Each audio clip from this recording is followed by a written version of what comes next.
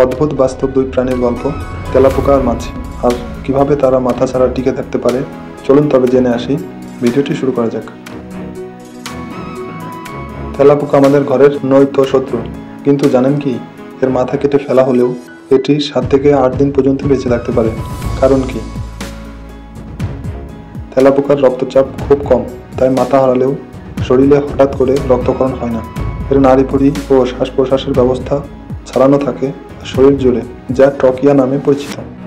তেলাপোকার মস্তিষ্ক তার পায়ে থাকে না, কিন্তু পা অঙ্গগুলো স্বতন্ত্র স্নায়ু নোড থাকে, ফলে মাথা ছাড়ানোও কিছু সময় পর চলতে পারে।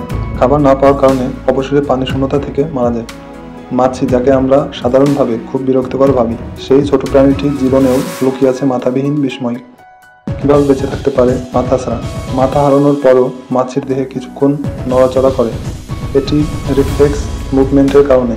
মাথা ছাড়াও মাছির দেহে থাকা স্নায়ুতন্ত্র কিছু সময় পর্যন্ত কাজ করে। মাথা ছাড়া মাছি সাধারণত 7 দিনের মধ্যে মারা যায়। তেলাপোকা আর মাছির শরীরে গ্যাংলিয়া নামক স্নায়ু কেন্দ্র থাকে, যা তাদের নিজস্বভাবে কিছু আচরণ নিয়ন্ত্রণ করতে পারে।